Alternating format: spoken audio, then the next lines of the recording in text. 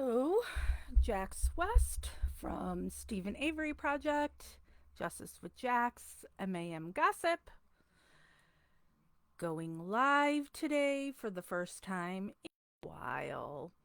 Um, and doing it in this weird way that not um what Facebook is doing, because haven't done these lives and they constantly change it.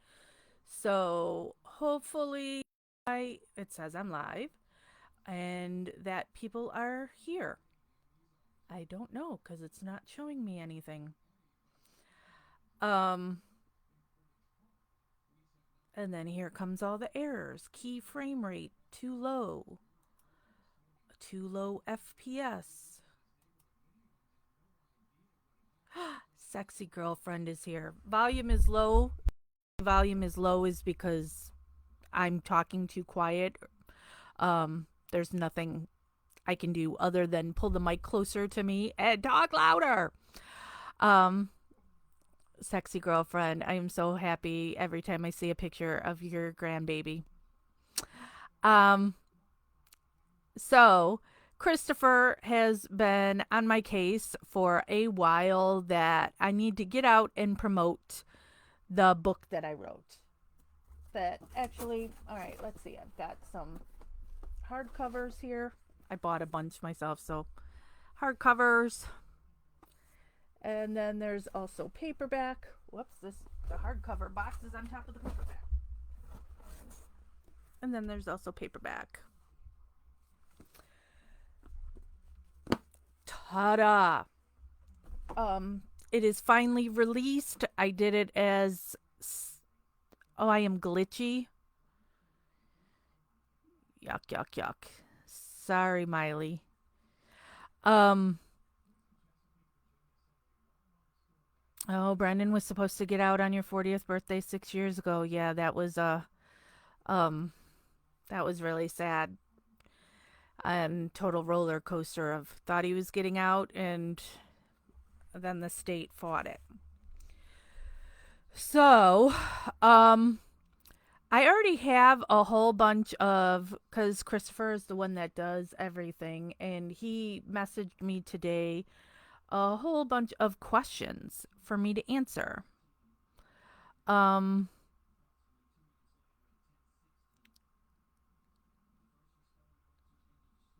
where the proceeds of the book going to me.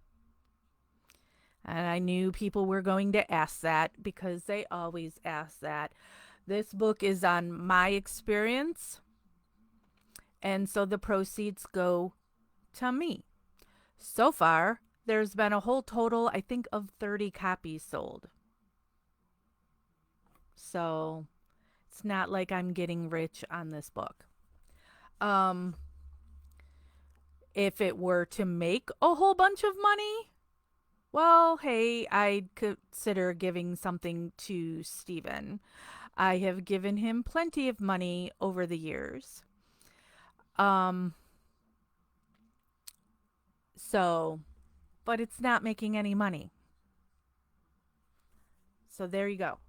Um, let me pull up Christopher's message that he sent me today with all my questions that he has compiled for me to answer today, other besides your comments today.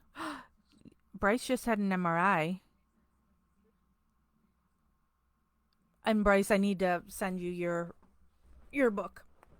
I keep meaning to. Sorry, I've been slacking off because of work. Um can I close that?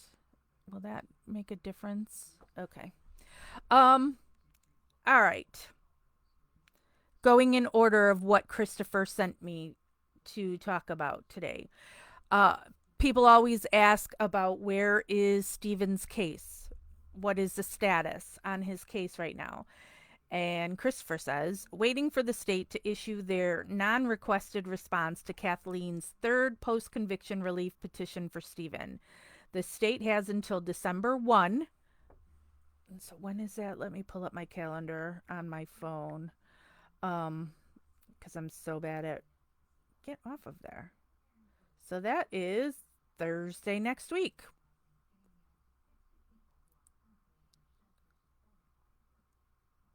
Mm, I hope you're feeling okay, Bryce. So got some crazy things happening right now with okay, so December 1st, that's Steven. Then this other case that I'm on, Marnie Yang, her she has a hearing. That's the 30th, so that's the day before Steven. So next week, two of the cases that I work on.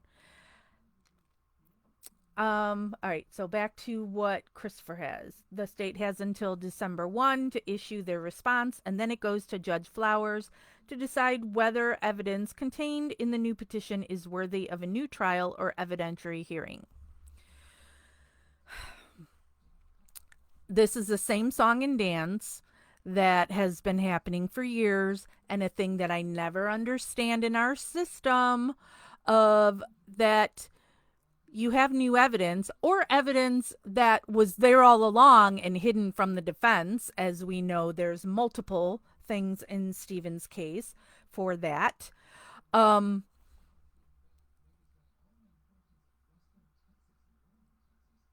it always goes back to the judge that ruled against them. And I never expect a judge to go, oh, we were wrong. Let's give you this new trial, especially when there's corruption. So when Judge Flowers, the thing we're waiting for on December 1st is just the state responding to what Kathleen filed. It's not the court yet. So it's just going to be the state, and the state saying we think you should deny it because this evidence was already there, and or this evidence, if it had been used in the trial, the same outcome would have happened. It wouldn't have changed anything. That same old crap. That's what the state will say. Then we have to wait for Judge Flowers to then rule on it. And when she says no, guilters will go, aha, see, and see nothing. It proves nothing. It doesn't change anything from what Kathleen Zellner has uncovered. Nothing. It doesn't change the facts. It doesn't change the evidence. It doesn't change the science. It changes nothing other than the same judge who never rules in Stephen's favor doesn't rule in Stephen's favor again. And so you got to keep going back to that lower court and get the no there to then be able to go to the next court higher. So when the state's response is out, we will go live and read and discuss it as soon as we're able to get it. I'm scrolling back into what people have said while I was talking. The one asking me about the money is saying your views, support, theories, etc. have been well documented over the years through many different forums. Did you feel it was necessary to write a book to further solidify your views, etc.? Well, this isn't to solidify my views. This is telling my story of what I have gone through in being an advocate for the wrongfully accused. And why, yes, I have discussed much of what is in the book on Facebook Lives and YouTube over the years. People have asked for a book, and I also wanted to write it. It's like my own diary, I guess. So I purchased copies of it. Nobody has to buy it if they don't want. But it is a story that I haven't seen told of what is done to somebody like myself who is advocating for somebody who's in prison for something they didn't do. So That's why I wrote it. Let me scroll down. Will it be available on Audible? So that's the next thing that Christopher is working me on. He wants me to set some time aside to read the book. So, um, so I should have some free time in December because my current job ended and my next one isn't supposed to start until February. So I guess I will be sitting down and recording the book. But it is available on Amazon as a hardcover and a paper book and an ebook. Thank you, John. And thank you, Cindy. Vince says our system is more corrupt than Russia. Yeah. Uh I don't understand our system at all. Thank you, Joe. Um Price Red Lobster. I have never I um Allison's asking me do I watch the Teresa Hallbach podcast. I've never really followed podcasts or people's YouTubes or any of that. Um I don't know why, I just haven't. You know, I would say the only podcast I've really ever um, done is Serial for the Adnan case. I know there are so many great podcasts out there and so many great YouTubers, but I just do what I do and then don't watch anybody else, I guess. Um, because it's like I put what time I'm going to into these cases and then I'm doing other things. I mean, back when I first watched Making a Murderer and started looking into this case, I mean, I put in full days, full work days looking into and reading everything I could find. I haven't been that involved like I was at the beginning in a while. Um, make an Instagram account. I don't have an Instagram. I've actually, well, I signed up for an Instagram years ago because I was like, oh, I love taking pictures of nature, and Instagram's supposed to be for pictures, so I should go to Instagram to post pictures. And then I like made an account and then have never been on there. Um, thank you, Miriam.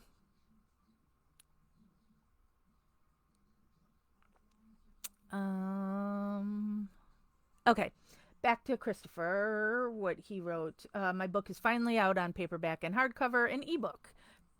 Purchase and leave reviews on Amazon.com. Christopher tells me that it's important for books to have reviews on it. I don't know anything about. I mean, I shop on Amazon all the time, but I don't know anything about how that stuff works. And it took forever to self publish the book on there because I just wasn't getting how to set that all up. Antonio says his own brother. Oops, a thing just scrolled and I lost it. Own brother was killed at 18 years old and his killers got 3 years. Oh my gosh, I am so sorry. In Ohio.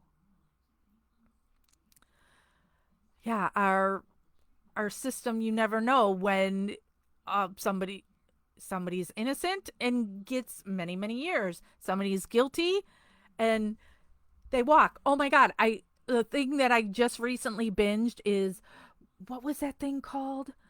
The Birchtold story. And now it's called what is it even on? Peacock. The one where the girl was kidnapped by her parents' friend, and both her parents had sexual experiences with this dude, and he kidnapped this girl not once but twice, uh and that guy like did no time, didn't nothing, and he was eh, and when the girl is saved the first time, too, they don't even do a real medical evaluation on her. It's just kind of taken this, how old was she, 12 year old's word on it that she wasn't being sexually assaulted. um it's so this man who is a pedophile and can't control his urges around underage girls gets no time. It's a crazy story. Um, Happy Thanksgiving from a trucker. Well, thank you for your service. Hopefully, you get time off of work to be with your family. Um, why did I decide to release the book now? Well, I have talked about forever that I wanted to write the book, and I actually started writing it in 2016. And I would write, and then I wouldn't forever. And also, so where I am now in my house, this is a spare bedroom on the top floor of my house that I have a laptop that is hooked into this video camera with this microphone and, all this stuff. But typically, when I'm online, I'm downstairs on my iPad or whatever, and it's like, I don't want to go turn the computer on upstairs and go sit upstairs. And so I would just put off writing it. And then I would get urges to, I need to write this book. And then eventually it got to the point of, all right, I have to make it like a job. And every day at such and such a time, I have to sit here and write. And I mean, I put in the book a lot of the articles that I've written over the years. So a lot of it was written already. I just had to put it all together. Then I need an editor since I'm self-published. And a friend who has been an editor, she's like, "Oh, I'll do it for you." And so she didn't want it electronically. She wanted a hard copy of the book. Where is it? It's in here somewhere. I don't know where it is. But oh, there it is.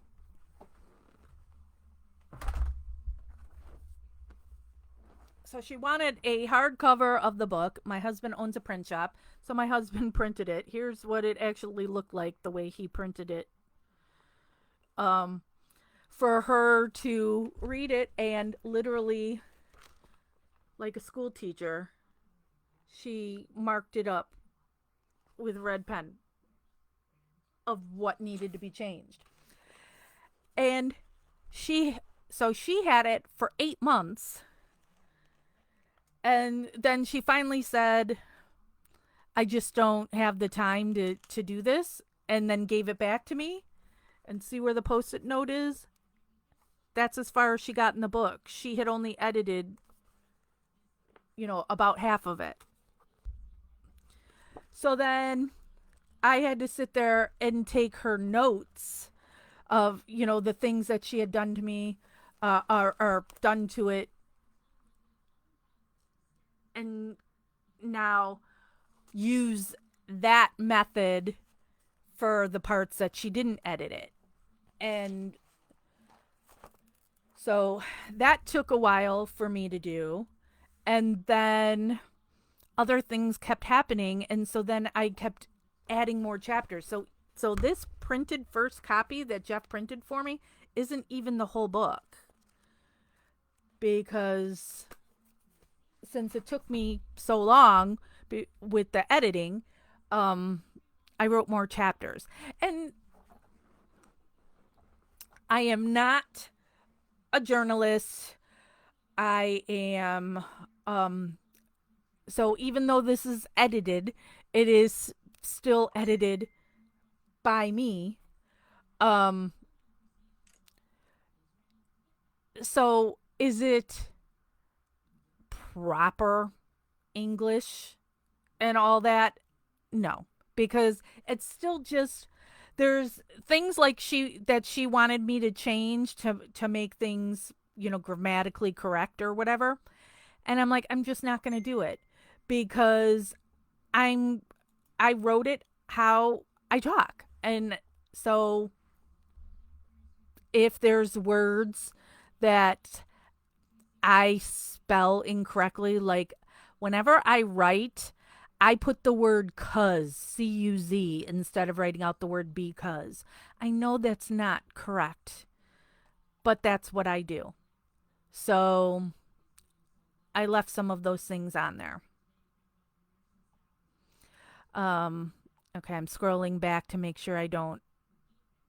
Abducted and in plain sight on Netflix. Yes. Mm-hmm. Um, and then what is it called on Peacock? Because it's a new, so there's a new documentary on Peacock and a new mini series, and that's what I just binged. Like I just finished 2 days ago. So recommend that. It's like friend in the family, friend in the family, friend of the family, something like that is what it's called on Peacock. So, um, and so that's been updated since the In Plain Sight on Netflix. So if you haven't watched that yet, go do it. Brendan, are you hearing where KZ goes after the state courts decline her latest motion? Brendan, I never know for sure. Because I'm the one that doesn't claim to be a lawyer or pretend to be a lawyer. So I'm not sure what level everything has to go to. Um, I wait for the smarter people to put it out there. Um, so I don't know. I would love for I know KZ hasn't really done much on Twitter or said much on the case. I love when she did a Q and A on there. She really should do another. And but it's also hard because she has to keep stuff, close and don't let it out in the public. Um mm, okay. Oh, thank you, Margaret.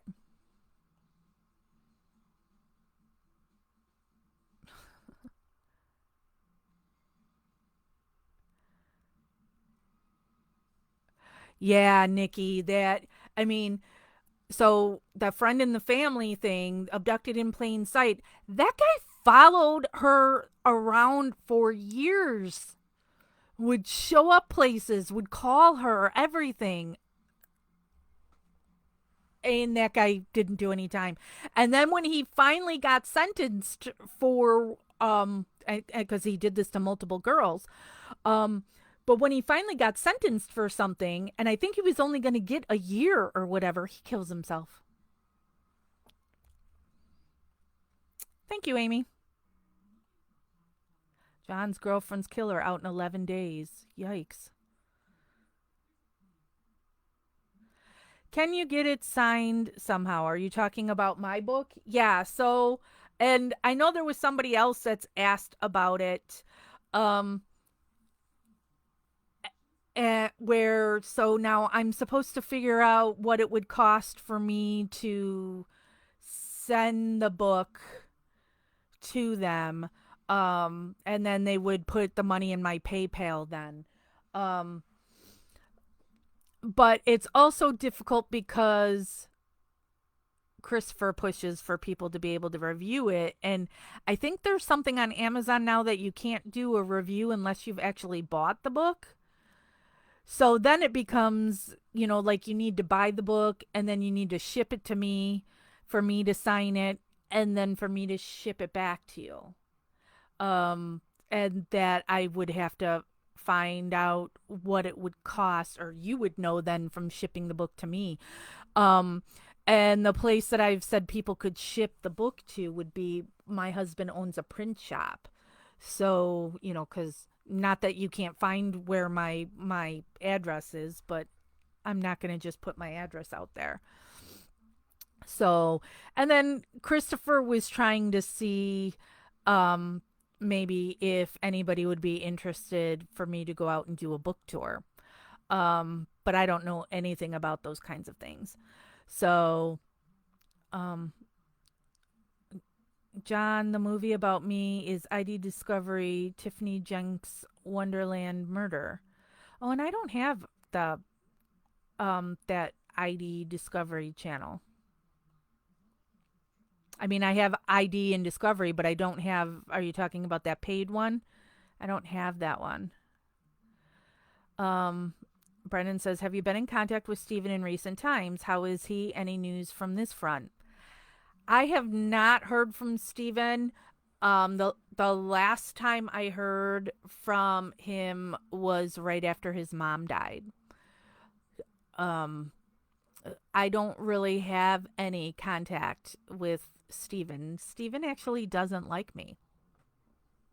So just being 100 on that. People have told him lies about me. And so Stephen doesn't like me, which is fine. Whatever. He doesn't have to like me for me to know that he is innocent and believe that what has happened to him is wrong. Christopher sent me the other day, I guess Stephen put out a message to his supporters, um, and then asking for people to sign a petition. I don't know if Christopher posted that petition. I don't like petitions, so I personally don't ever share those or do anything with them. They're really pointless. Um, unless they get millions of signatures and right away, nothing happens with them. And actually it's just a way for people to now collect your data. So, I'm not a big supporter in petitions. Um oh, is Jeff able to print the books? I'm sure he is, Bryce. Back to Christopher's questions. With so many other books written about the case, what makes yours different from the others?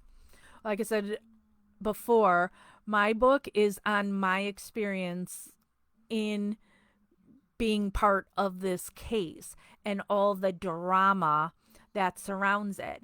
Here on Stephen Avery Project, right? Is that where I'm at? Stephen Avery Project? Yeah, I couldn't remember which because Christopher's got me doing two lives today. Um, we don't really get into all the drama. On Stephen Avery Project, we try to keep it, just the facts of what's going on. Because so many people who come here, they're just coming because they watched a Netflix show and they don't know all the other stuff. So when you hear about I don't like the Avery family and the Avery family doesn't like me, um people don't understand that. Now, we have our closed group called MAM Gossip, and then other people don't know what MAM stands for, making a murderer.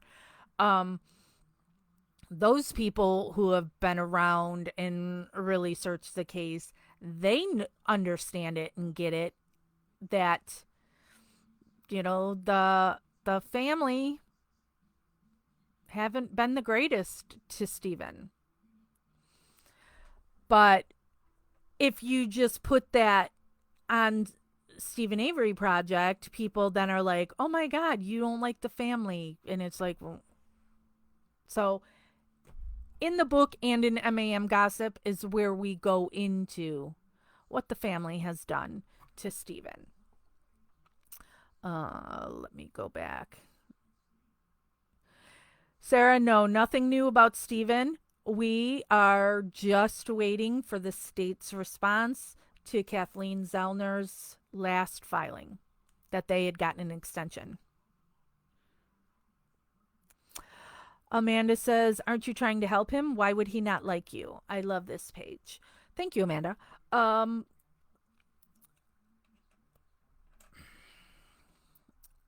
See, this is stuff I'm trying to choose my words carefully because people, but I upset people no matter what I do anyway. It's because of people like Sandy Greenman, um, who, when you watch Making a Murderer or you talk to Steven or whatever, it's like, oh, this lady just loves Steven and she's so good to Steven. Well, she lied to Steven about me. And she told him that I was talking crap about his mother, which is absolutely not true. Steven's mother is one of the only people of the Avery family I won't talk crap about. I haven't or had no issues with Steven's mother. Um, but people who want to use Steven and his case for attention and um um to have to make friends or money, the various GoFundMe accounts over the years for my basement flooded. I need to fix my basement. Let's do a GoFundMe things of that nature. Um, I'm not somebody who's done any of that, and I'm not okay with that.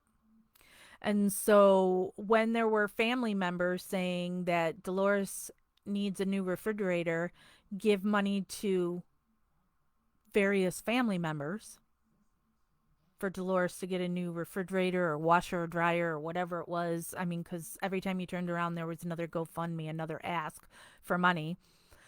What I told people to do is you are to never give money to the Avery family ever. If you wanted to help Dolores, you could give money directly to her. You could give money to Steven because money that goes into Steven can also send it out. So then Steven could have control over that on money going to help his mother, or send it to Kathleen Zellner and mark on there, I want this going to help Dolores. Do not give it to the family. The family shouldn't be profiting off of Steven's case when they have a lot to do with why he's there. That family abandoned him, except for his mother. Nobody was going to visit him until Making a Murderer came out. They were in the press saying he was guilty until Making a Murderer came out. Then all of a sudden they want to jump on that train. So I had told people, do not give money to his family. Give it to Steven, Dolores directly, or Kathleen. But the way Sandy and her friends worded it to Steven is I was telling people not to help his mother. It's not what happened.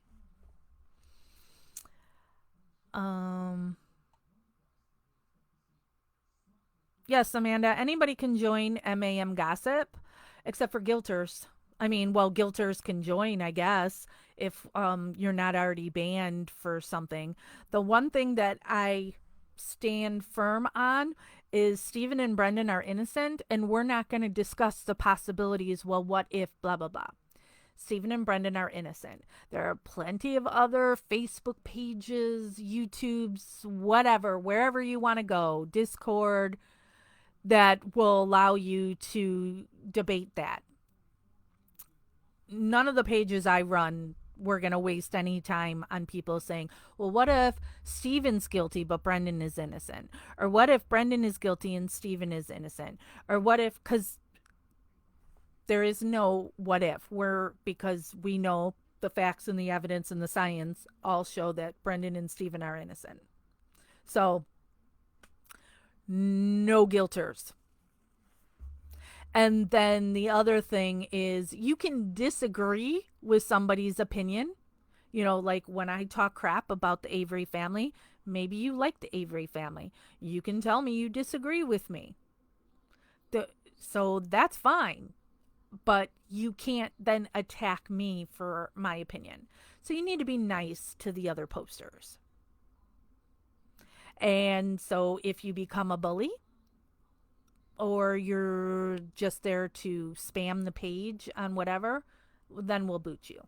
But other than that, it's pretty easygoing. Thank you, Miriam. Yeah, Anna, you should.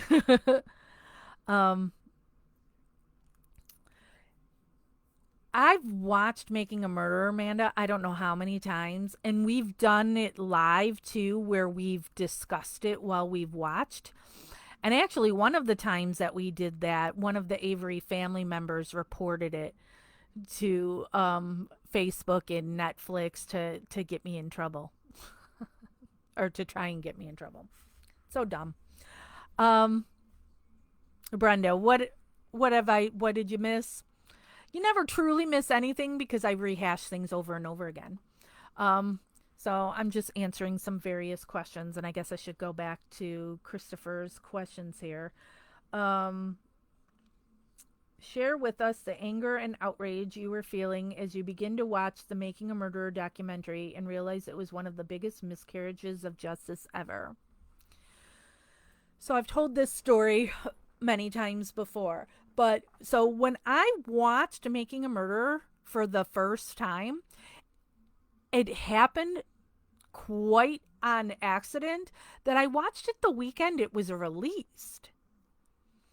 So it's December. My husband does snow plowing. And it had snowed a lot, and so it's like I'm just staying home. I'm gonna binge something. I have followed a lot of true crime cases, read books and stuff over the years. And so I just wanted to watch something like true crime. And so I played it, and I know zero about it on what I'm about to watch because it hadn't become a sensation yet. It had just literally come out. And so I watched the first episode, and the first episode ends great. Steven's finally released. I mean, there was still the miscarriage of justice of what was done to him in the Penny Bernstein case, but he was released. And then I start playing the second episode, and it's like, wait, this is the same guy. Because I'm just assuming like at that point, since the first episode ends on all tied up in a bow, that the next episode would be like another case. Completely different people and everything. And so I had even paused it and go, wait, how many episodes is this? This is the same guy? And then with it being the title of Making a Murderer, I just jumped to, oh my God, did this guy now get really screwed up over what happened to him? That now he's killed somebody? And this episode's now going to be that he's now actually really killed someone? So I'm just like, just in shock and not knowing what I'm watching. And then it's when you get to the Brendan interrogation, who shot her in the head. My son, when it came out, my son I think was 20. But I had contacted, I called or texted my son, and I'm like, hey, if you're ever questioned by the police, not even like something you've done, maybe your buddies or whatever, you're not to talk to them. You need to get a lawyer. You need to lawyer up. Don't talk to them. It I've just grown up in white suburbia and never really thought about people being innocent and forced in, I would have never thought that you could be forced into a false confession. Like, you're not going to make me say something that I did claim I did something I didn't do. That's and police, if they have this evidence on you and you're guilty, this case really opened my eyes on how bad the system is, and just the Brendan part breaks my heart. And so I'm in a Chicago suburb and the case is in Wisconsin, and so I'm like, where is this case now? um what is this guy still in prison? Because I binged the whole thing in one night.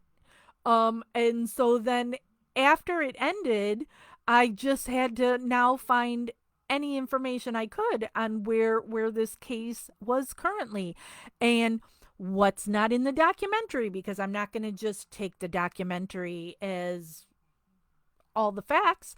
Let me go see what's missing that wasn't in the documentary. So there was or the Reddit. That's I had never even heard of Reddit at that time.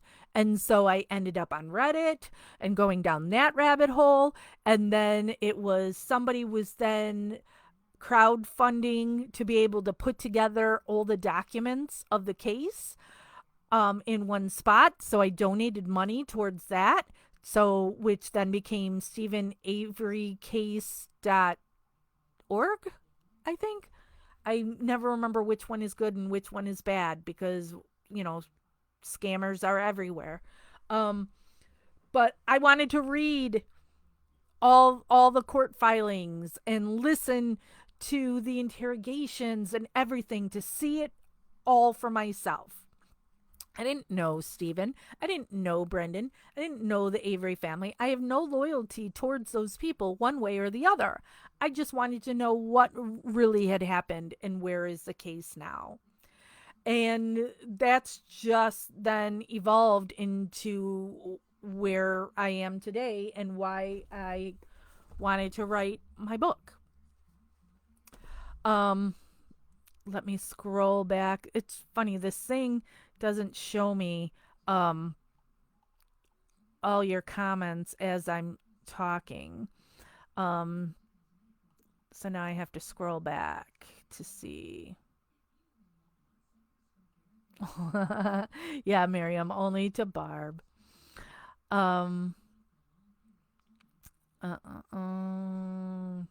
It's the Debbie Show. Hi, Debbies. Amanda says, who do you think killed her?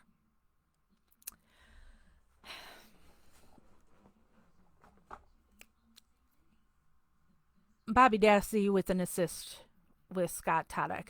What exactly Scott Toddick's full role is, don't know. But whatever has happened to Teresa Halbach is due to Bobby Dassey. I can't say what he did to her because we don't have any evidence, I feel, to say that. We don't know if she was raped. We don't know if she was stabbed. We don't know if she was shot. We don't know for sure because there's no Teresa Halbach. Those bones have never been proven to be Teresa Halbach. We don't know what happened to her. We just know that Bobby Dassey is the last person to see her alive. Bobby Dassey had a sick obsession with her leading up to that last day, that last Halloween in 2005, that she went there.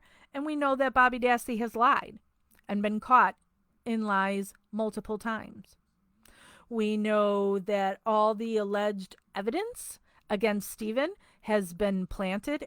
And I am not a tinfoil hat conspiracy theorist person. And I know you sound like that when you say all the evidence against Stephen is planted and made up, that you just sound like a crazy conspiracy theorist. But that's just factual. It's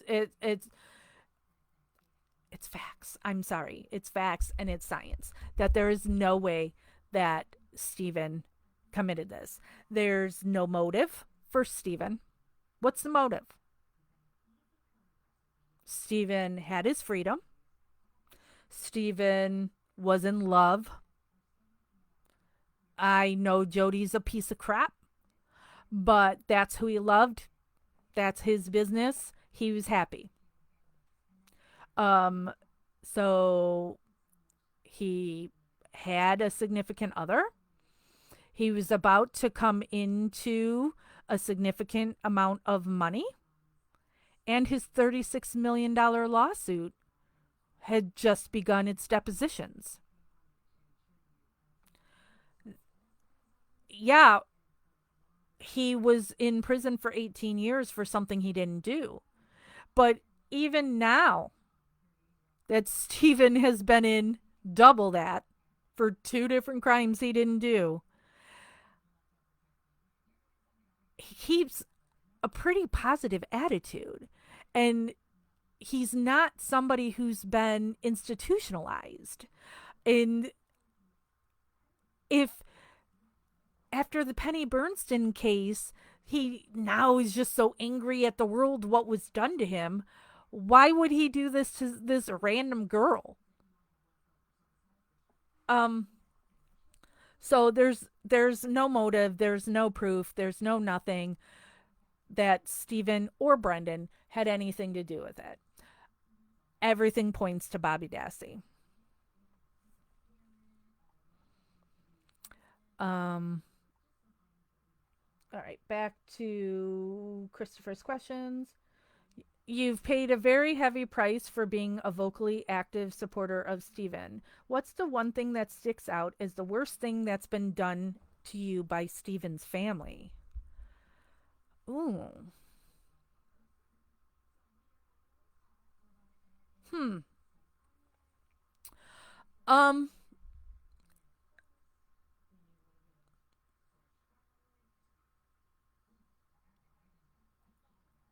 that's a tough one.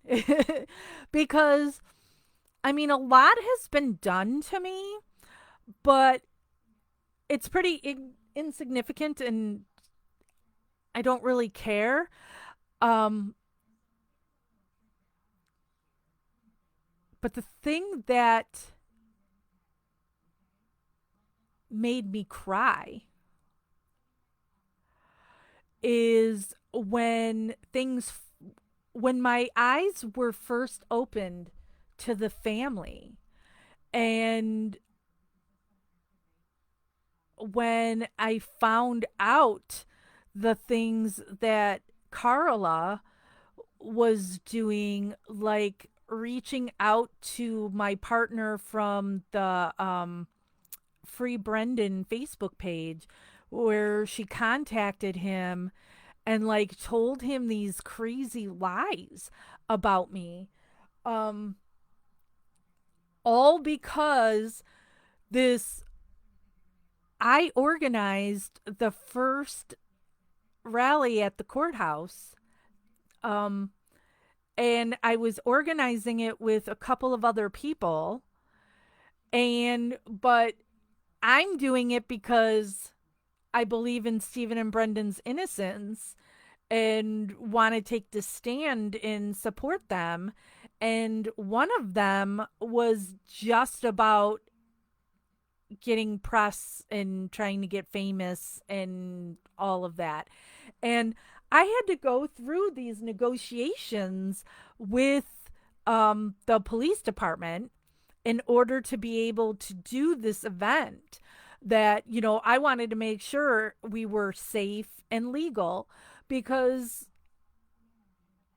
yeah, a protest is a protest, but you still want to do it so you're safe and you're, or at least I do anyway. Um, and so, like, one of the things the police told me and I was very, this is the first protest I'm ever organizing. I've done a bazillion since then, so I know way more about it at this point. But it was one of the things they told me is you can't have a bullhorn, you can't have any sound amplification. That was something that was agreed upon. And so when I tell this girl you can't have a bullhorn, she's like, I'm going to have it anyway because that's what I'm known for. because she had been at another thing at the courthouse, and they had taken her, some newspaper had taken a picture of her with this bullhorn, and so she was on the paper, and she's like, it's what I'm known for. And it's like, nobody cares about you and your stupid bullhorn. um the police say no, no bullhorn. There's to be no bullhorn. And she's like, I'm doing it anyway. And so then from there, she's going to Carla and saying, this girl, she can't be part of this event anymore. And so then Carla called me, trying to just work it out between us two women. And then Carla said to me, if she wants, she can pull rank and tell us what we can and can't do. And I went, no, you can't. You're no authority over me. You can't, and at that point I thought Carla was my friend. I've been to her house, she's been to my house. I thought this woman was my friend. And she's like, I can tell you what to do. And I'm like, no, you can't. It's just as simple as that. You can't tell me what I can and can't do. And then the very next day, I'm finding out all these things that she's done now to try to ruin me, because I said that she can't control me. And so now all this work I had done to organize this rally, I now wasn't part of. I could have still gone. My husband said we should still go. At that time, I was friends with Barb, and Barb hated Carla, and Barb wanted me to still go, and Barb asked me to just go and just stay by her, and I don't have to have anything to do with Carla. But I chose not to go because I felt it would just cause drama if I was there, and I didn't want that event to be drama, and so I cried over that. So, is that the worst thing? I don't, you know, all things considered, nothing is that bad. Um, they they did um my husband's print shop. They were giving him bad reviews on Yelp. Um, they contacted the attorney general's office and my local police department and accused me of stealing. Um, I mean, there's so much. Um, but here I still am. Let me scroll through your comments again.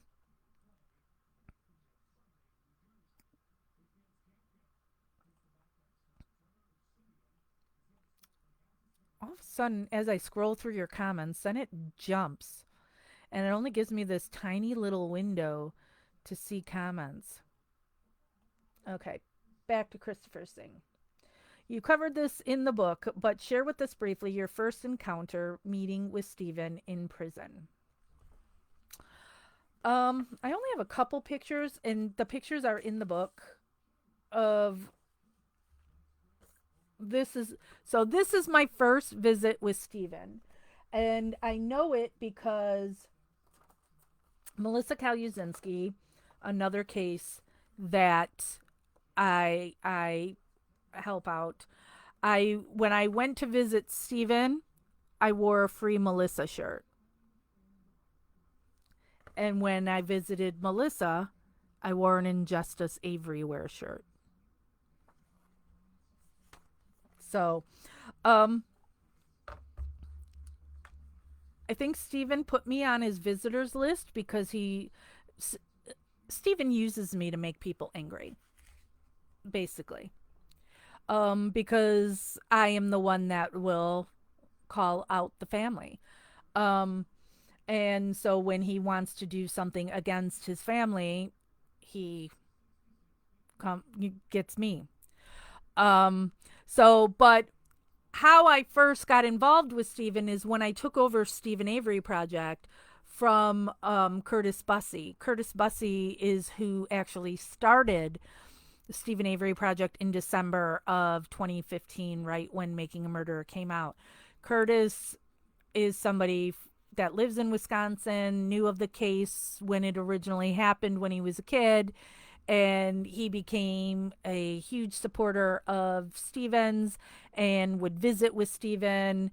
And but then the Avery family went after him and went after him pretty badly, and tried to mess with his life and did affect his life in ways. And so eventually he decided he just can't do this anymore.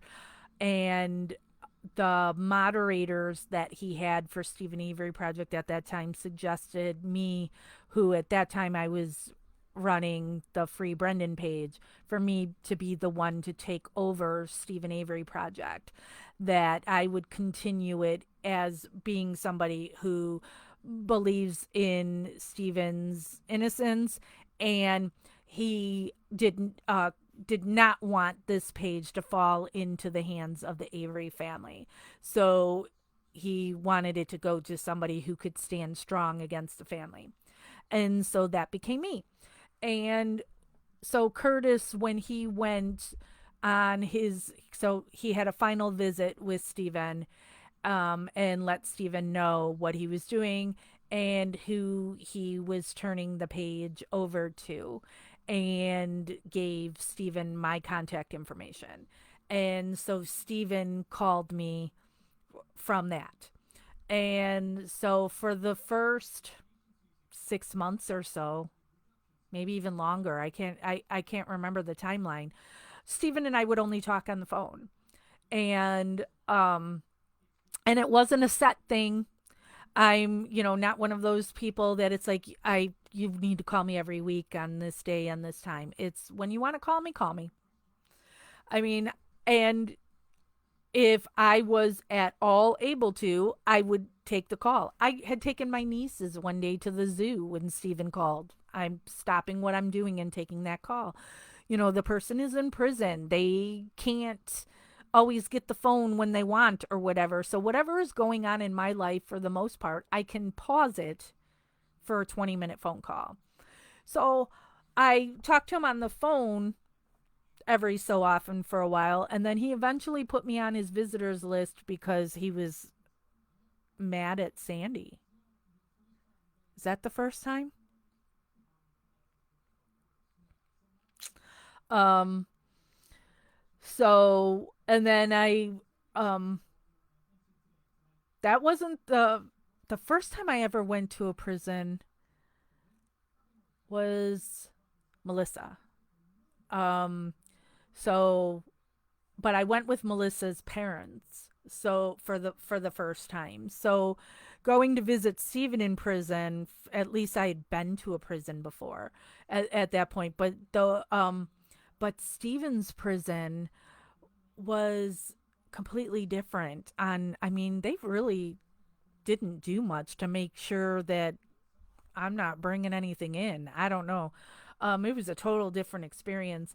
And the visitors room there, I thought, was weird too, that it's almost like little kitty chairs and tables to sit at. But I only visited Stephen a handful of times, before he then was told lies about me and removed me from his list. And then I don't hear from him in a long, long time. And then all of a sudden, out of the blue, one day he had called me. And I always remember that his first words to me was, he's laughing and he's like, "Well, hello, stranger." Um, and I had said to him at that time too, he had told me about the lies people had told him about me. And I was like, "Stephen, in the future, when people tell you something about me, please talk to me about it. Give me that opportunity to speak on whatever people are accusing me of." And then it inevitably happened again, where all of a sudden I don't hear from him again. And Sandy will make a Facebook post and say, "Stephen has removed Jax from his visitors list and wanted me to make this post," and blah, blah, blah. And it's all Sandy manipulation and whatever. But, whatever.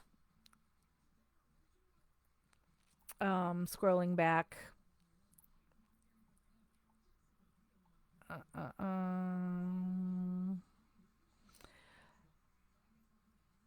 um, Sky asked, "How is his dad?" My answer always for Steven's dad is every day that passes is another day he's getting older.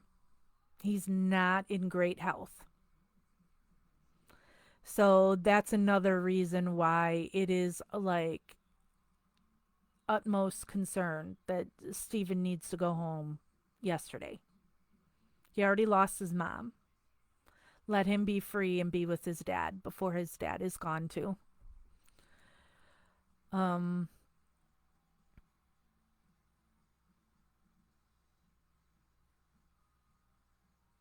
I agree with you, Renee. Um, Victoria says I'm breaking up now and then. I always am. I never know if that is Facebook, if is that my bad service. I don't know, and I apologize. That's why I do a lot of my stuff now. Well, not that I've been doing anything lately, on YouTube because it, I always have bad service here on Facebook. Um, Christopher says, "Will Stephen Avery Project be doing another Stephen rally?" We've done two rallies ourselves. Um, I really don't see much point in it. Um, but I have some other ideas. I just actually have to make it happen. So we'll see if that happens. Next, he says, "Your readers and supporters are loving your book, leaving 5-star reviews and great comments. How does this make you feel?" Well, um, I mean, of course, it would make you feel good that people like what you've done. So I appreciate it. I know I've got haters too, but I appreciate um, the kind words that people have said about me or the book. Why is it taken so long for my book to be available for everyone to read? I covered that already. What was it like for you at the precise moment your book was done and you knew it was ready to be read by the world?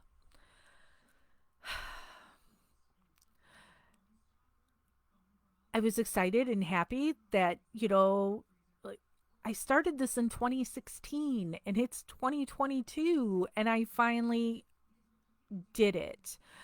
Um Being completely honest, then there's also worry. It's worry because I'm talking about people. So is anybody going to try to sue me? Um I know that people are going to come for me and be, I'm just trying to make money off of Stephen Avery and attack me for that.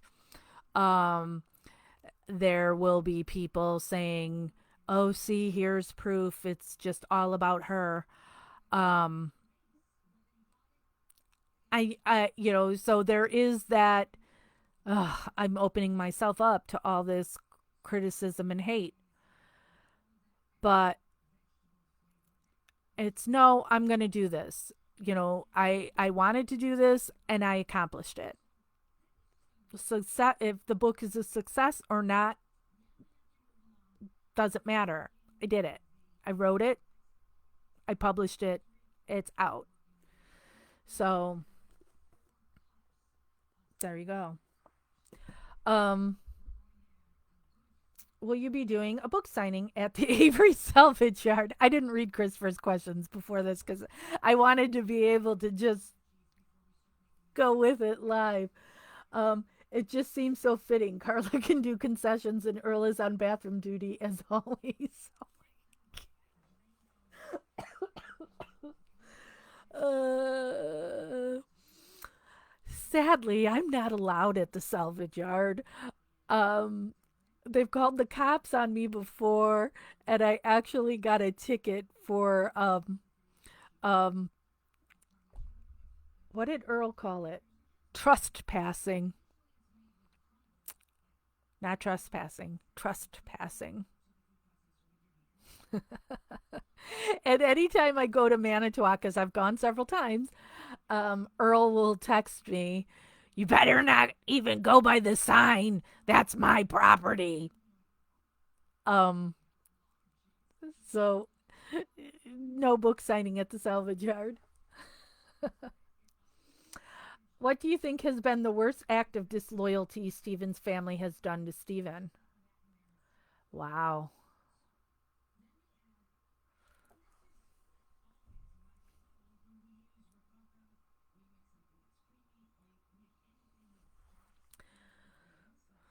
Just like when I was asked about my personal experience, there's so many options here.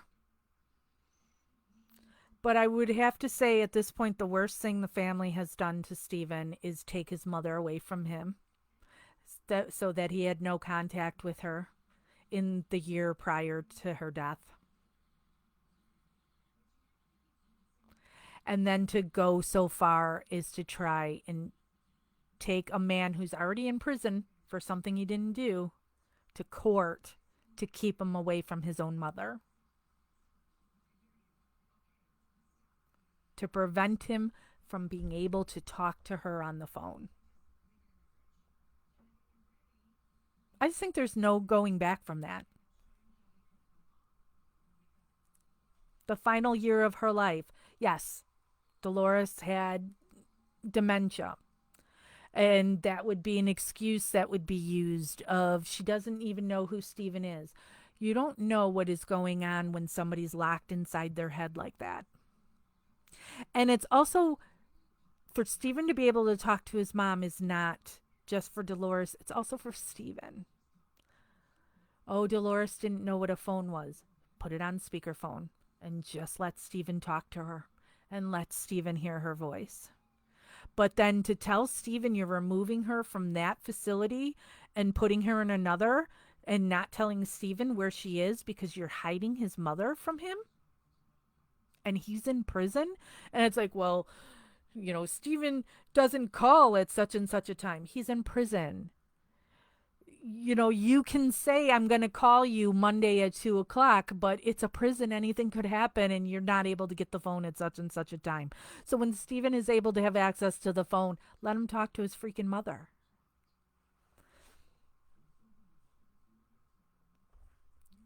Unforgivable, in my opinion.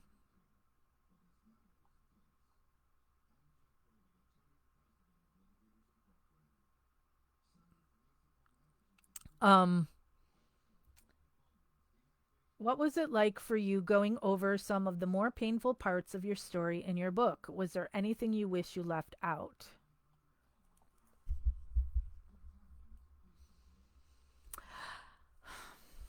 I don't wish that I left anything out because I've just always been I'm just going to tell it.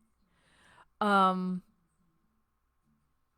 there's probably things that I didn't put that I'm like, "Oh, I should have included that," and I didn't.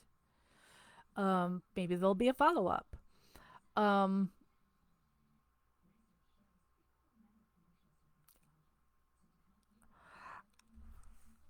I didn't feel a whole lot of pain going back over these. Um I remembered like some good things. And it's bottom line, no matter what I have gone through, it's nothing like what Stephen and Brendan has done. So I'll take it 10 times over. At the end of the day, I still have my freedom. I can do whatever I want. They can't. So, for Carla and um, Lisa to contact my police department in the state's attorney's office, um, it's nothing compared to what Brendan lives with. And it also doesn't stop me, as you see. I'm gonna keep on. Don't care. I don't care if I'm liked. You're right, Janet. Hearing Steven's voice could have triggered something for her. You don't know. Nobody knows.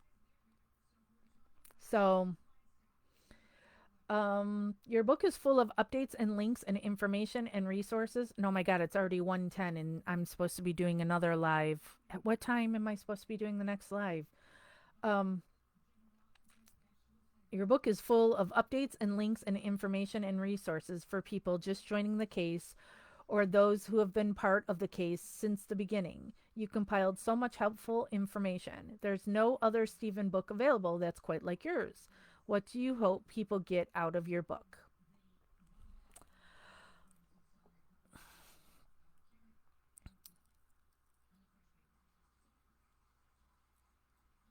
There's a meme, or I don't know if you call if it's a meme or whatever. I use it on my personal Facebook all the time, but it says uh, stand up for what you believe in even if you're standing alone, and it's got a person, giving the finger.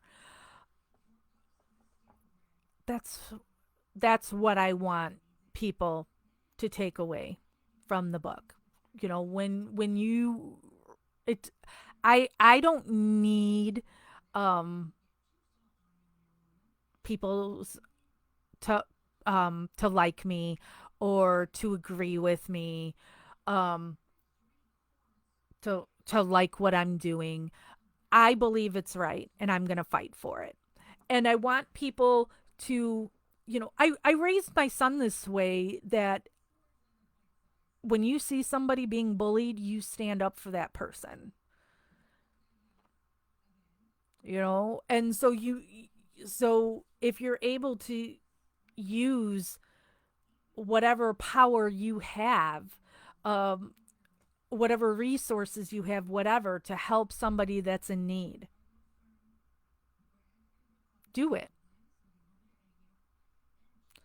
And just remember that while there could be consequences for you, you're doing something for the greater good. You're doing something for somebody in need.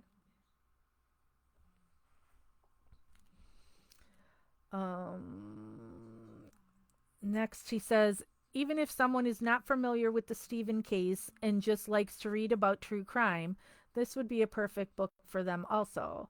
You are such a good writer. Oh, thank you, Stephen. Stephen, Christopher. Sorry. Um, it seems like this is the first of perhaps more books that you'll write. Do you enjoy the process of writing and publishing your book?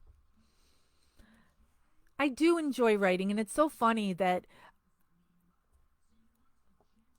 I'm such a procrastinator, but if you can get me here where I sit here and start writing, um, then it starts to flow.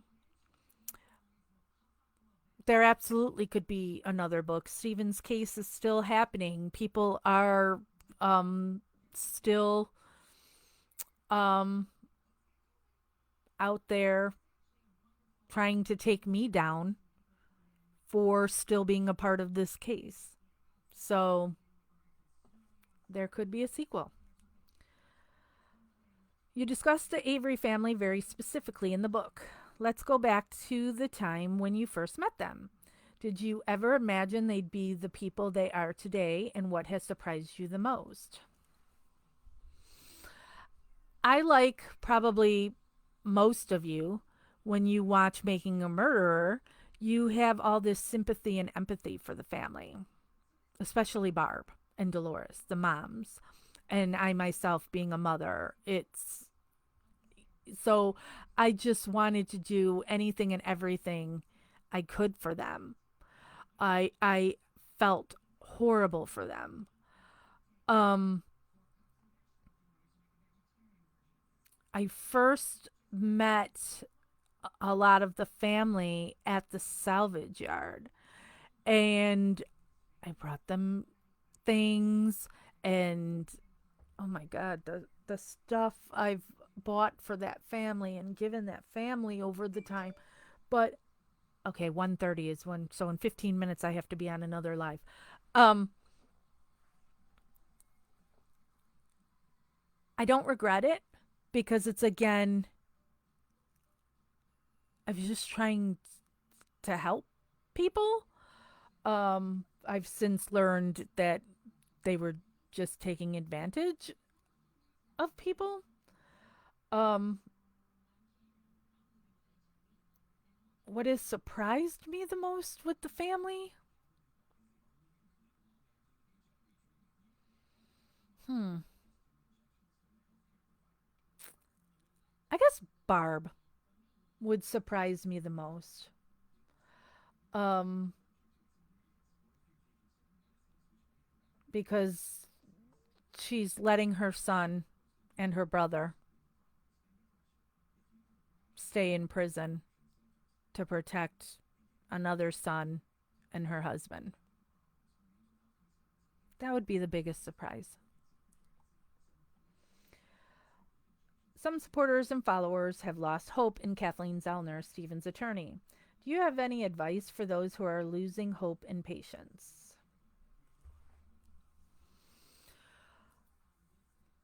We're not lawyers. There is no better wrongful conviction attorney than Kathleen Zellner. You cannot fault Kathleen for how stupid our system is and how long it takes. She says from the get go, and I'm bad with numbers, so I always forget this, but what is it? 16 years? Is it 16 years? She says is the typically how long it takes her to overturn a wrongful conviction. 16 years. She's only been on the case since January of 2016. Uh-oh, wait. I just saw that my husband made a comment. Oh, and it said because he's a moderator, but it says 15 years. Ah, that's funny. This is commented on by my husband. Um, but thank you, husband. Um, so like I understand the aggravation. I understand when Steven gets aggravated. But that's our dumb system. Kathleen is still with the case. She hasn't left the case. That's a question we get all the time because when people don't see something happening, they think, oh, Kathleen Zellner's left the case. Or when she's on, handling another case, oh, she's left the case. No, being a part of a case doesn't mean you're doing something on it every second of every day.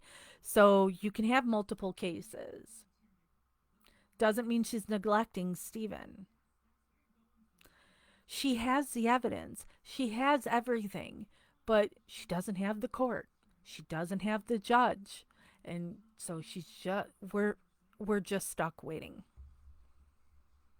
That's what we have to do.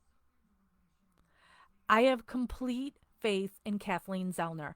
I am not going to second guess what she does as Stephen's attorney. I'm not an attorney. And she's freed 20 people. So I understand the aggravation. We all wanted to end yesterday, but that's just not the way our system works. And so let Kathleen do her job and what she's very good at. If you had it to do all over again with your Stephen journey, would there be anything you would have changed or done differently?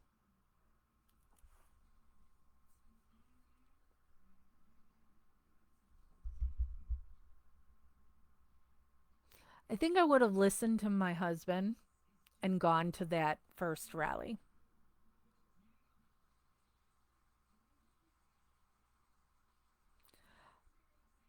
That wouldn't have changed anything.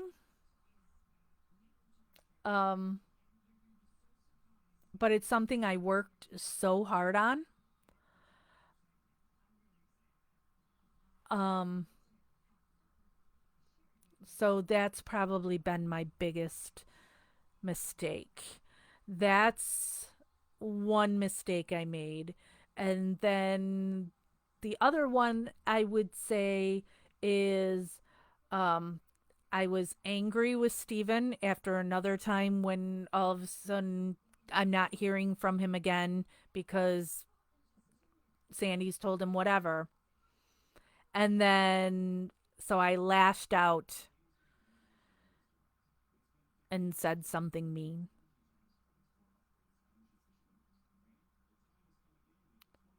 So, um, those would probably be it. Um, you've had numerous interactions over the years with Dean Strang and Jerry Buting, and you talk about them both very generously in your book. In your mindset, could they have done more? What do you fault them? Could they have done more? Yes. Do I fault them? No. They did not have this documentary. Kathleen was given, she got to be on, start this case on third base. There was a lot already laid out for her. And so she's got all those eyes, all these people who have been digging into and finding this evidence and everything. So she's had all that help. The money. Strang and Buting didn't have that, didn't have access to those experts. Don't fault them. Except for one thing. I fault them for listening to Sweat Ken Kratz when he says there's nothing of importance on Brendan Dassey's computer.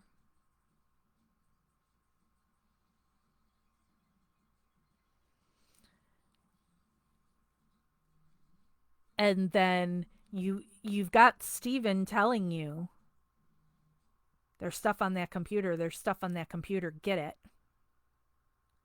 They completely ignore it. And then right after Steven is telling them that, legally you're not supposed to be able to listen or record lawyer conversations. But they did. Kratz himself had even posted video of Strang or Buting talking with Steven right there, illegal, and you're posting video of it. But they then seize the computer after Steven is saying to his lawyers there's something on that computer. So I would say that's something. If I was to blame them for something, it's that. But they did the best they could with what they had. Let me.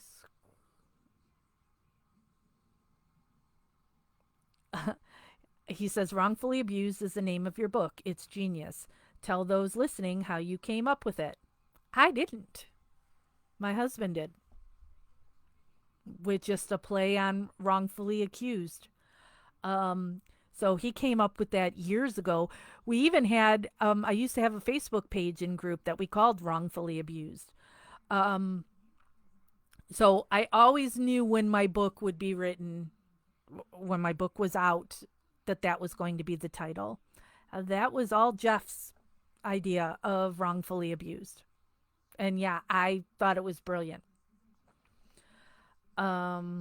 Then it says, join us on Justice with Jax at 1:30 Central, because right from here I'm going to go to the Justice with Jax page, and I will be going over these same questions over there. So we'll be doing it all again. So there you go. Let me scroll back and see if there's any other. Oh, Sarah just ordered the book. Thank you, Sarah. Debbie says it's so sad that Steven never got to speak or see his mom before she passed. Yeah, I find that so unbelievably sad. And his mom has been the only one who was with him the whole way, both cases. Steven wasn't always the nicest to his mom. Anybody who's listened to those jailhouse calls see that or heard that for yourself. But Steven was lashing out. I cut him some slack. But his mom loved him. And the couple of times I visited Dolores, she had nothing but great things to say about her son. So that's the saddest thing. When will I be live next? Well, I'm obviously going live on our Justice with Jax Facebook page. Justice with Jax is where we can cover any case. Here on Stephen Avery Project, we try to keep it only about Stephen's case. Um, I'll sometimes slide in stuff about Melissa Kaluzinski. She is also represented by Kathleen Zellner. Um, and I love that girl to death. And anything I can do to help her case, I will. And Stephen Avery Project here, there's lots and lots of followers there. So, um, but for Stephen's case, the next time I will probably be going live then will be December 1st whenever we're able to get the state's filing. I'll have to pay for that most likely. Because like when Kathleen Zellner files, she posts it on her website, and so we're able to get it for free that way. But when the state responds, I have to pay. It's crazy to me that the clerk charges you, X amount per page, like they're printing it out when it's just going to be something that's emailed to me. So, but as soon as it is available on the first, we'll go live. I don't know if it'll be here on Stephen Avery Project. It most likely will be because this is where the most people are. Even if we do, I like to do it on the Justice with Jax YouTube page. I prefer to do things on YouTube because it's just much easier to use and do. But we don't get as much interaction on there as we do here. So, but as soon as it's available next Thursday, we'll go live um, and read it and discuss it. So that will be next for Stephen's case. Um, the Marnie Yang case that I am also part of, that she's got her next court date is November 30th. So the day before that, I'm going to be doing a live video at some point later that day. It will be me and the lead investigator, I think lead investigator of her case, will go live to talk about what happened in court that day, and then just talking about the case. And that will be probably on the Justice with Jax Facebook page. Um, so those are the next two possible live. So, but it's just next week. And like I said at the beginning of this, I'm not currently working, so I've got a little free time again. So maybe we'll start doing some more as things happen. But for now, I'm going to end this because Christopher has me doing it again on Justice with Jax starting in 1 minute. Um, Patricia, before I go, then yeah, I said at the beginning of this live, Christopher wants me to set apart some time and record the book so people will be able to buy an audio version. So that should be happening soon too. Thank you, everybody, for joining me today. And for everybody who's already purchased my book on Amazon, Wrongfully Abused, Making an Advocate for Stephen Avery, which is available hardcover. Where is it?